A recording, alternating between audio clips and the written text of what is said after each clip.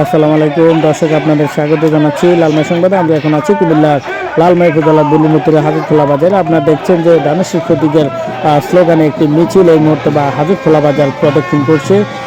আপনারা জানেন যে বুলুমুতুরের 1, 2 এবং 4 এবং 7 নং ওয়ার্ডের বিএনপি নেতাকর্মীদের উদ্যোগে একটি মিছিল এই মুহূর্তে হাজতখোলা বাজার প্রদক্ষিণ করছে। মিছিলটি কয়েকটি ওয়ার্ডে প্রদক্ষিণ করবে এই মুহূর্তে। দর্শক, আপনাদেরকে আমরা সরাসরি মিছিলটি দেখানোর চেষ্টা করছি। দর্শক, মিছিলে আজকের এই মিছিলটি সেই মিছিলে নেতৃত্ব দিচ্ছেন লালমাই উপজেলা বিএনপির সাংগঠনিক সম্পাদক এবং বুলুমুতুর ইউনিয়ন পরিষদের সাবেক চেয়ারম্যান ওমর ফারুক সুমন এবং লালমাই উপজেলা বিএনপির সদস্য হিয়াসিন ফরাজি এবং বুলুমুতুর ইউনিয়ন বিএনপির সভাপতি ওহাব মজুমদার, সাধারণ সম্পাদক জাহাঙ্গীর আলম মিন্টু এবং বুলুমুতুর ইউনিয়ন বিএনপি নেতা শফিকুর রহমান, কুমিল্লা দক্ষিণ জেলা স্বেচ্ছাসেবক দলের সদস্য মাস্টার শাহ আলম, বুলুমুতুর ইউনিয়ন বিএনপির সাংগঠনিক সম্পাদক বাহারুল আলম সহ ইউনিয়ন বিএনপি, যুবদল এবং স্বেচ্ছাসেবক দল ও ছাত্র দলের নেতাকর্মীরা।